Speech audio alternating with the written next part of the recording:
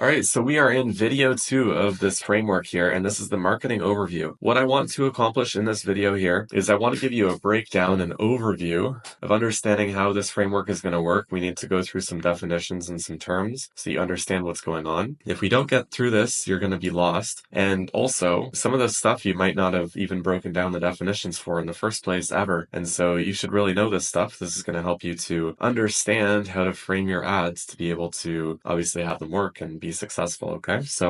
Now the first thing that I want to get into here is current state. Now, when you run ads, you're running obviously to a lot of people that are going to see these ads, but at every single moment, one person is seeing that ad at a time, okay? And I want you to think about ads as going person to person rather than thinking about the whole abstract total of everybody that's seeing these ads. Just think about the one person that's seeing it, and that person could be myself. Right now, I have a current state, right? So we have a person, our ad just hit them, and they have a current state. What is a current state? A current state, broken down into first principles, is perceived reality, felt experience, and action loops, okay? So hold on a moment. What are these? Perceived reality is the beliefs, identity, expectations, the thought, the self-talk, the models that are going in that person's mind right now, right? They see themselves in a certain way. Felt experience is the emotional and physical experience, the emotions, the mood, the stresses, and things like that.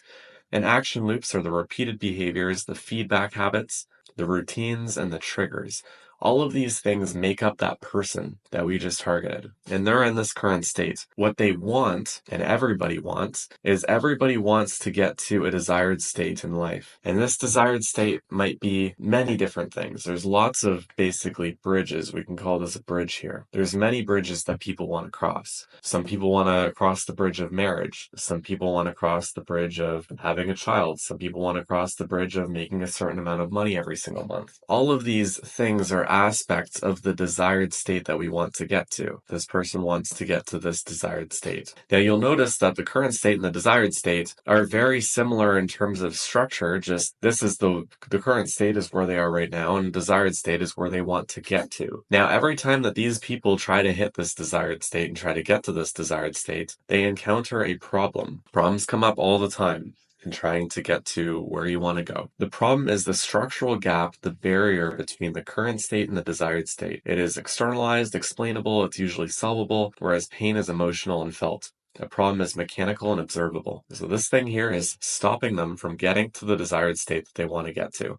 And again, I don't care what that desired state is. Could be anything, could be making a certain amount of money per month, whatever it is. But they have a problem, a specific problem that right now is stopping them from getting to that desired state of having this certain amount of money, which then gives them this certain identity, perceived reality, a felt experience, and gives them new action loops, which is of the person that they want to become. So this problem here is clearly stopping them from getting to the desired state. And what happens when you have a gap between your current state and your desired state is you will experience pain. And pain is the conscious recognition of a gap between your desired state and your current state. It's just knowing that the gap exists. And it's often accompanied by a sense of personal limitation, threat, or loss. How is pain triggered? It is triggered when the brain perceives, one, a desire, reactivated or intensified. You scroll on social media, you see that person living the life that you want, and they're married. They've crossed the bridge of marriage, married that type of individual that they wanted to. It's that certain girl or that certain guy that you imagine yourself marrying to. The problem for you is maybe going ahead and finding that significant other that fits into that desired state, that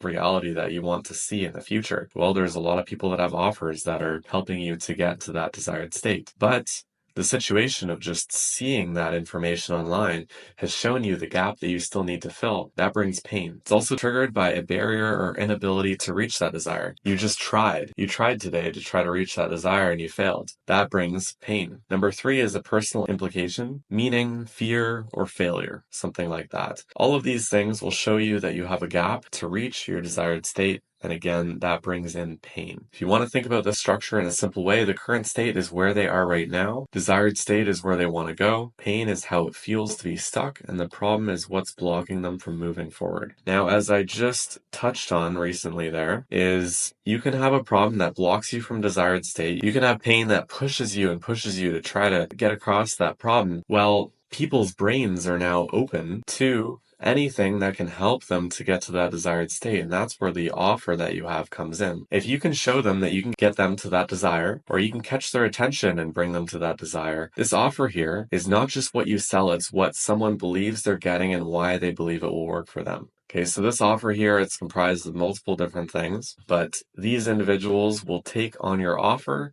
that they believe will then get them to the desired state, which will get them away from the problem, which will get them away from the pain. This is a slight overview of basically what is happening when we go ahead and we run ads. Now, where do we start when it comes to starting this framework here? The first thing that I want to start with is your offer statement, which many of you have probably done in the past. This is kind of the breakdown of what your current offer is.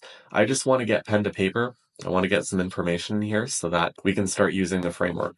If I start using the framework with no information from the situation that you're in, we can't really do much, right? So we're going to start with the offer statement. And again, I'm assuming that you probably have some sort of offer right now because you're looking to scale with ads or you're looking to run ads, right? So this is the thing that I'm going to start with. The offer statement here, it's I help who, which is the individuals in that current state there. Get outcome, which is getting to that desired state without pain, and using vehicle/mechanism, which these are part of the offer.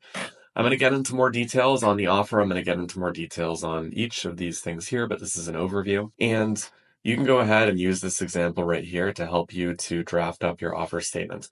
This is V1 of the offer statement. This is not the offer statement that is going to be used. We're just getting some information out here, and we'll see actually how this changes in the next steps of the framework. The who and the outcome here is going to lead us into market mass desire.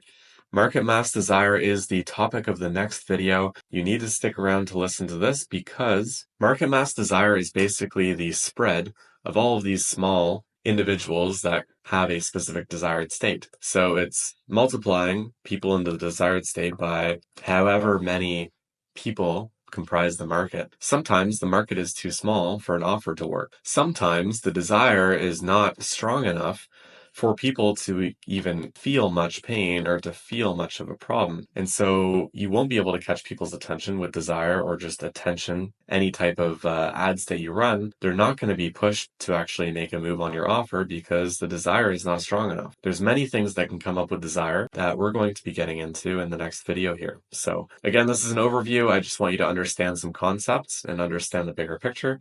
And in the next video, we will get into mass desire, as I mentioned. So we'll see you there.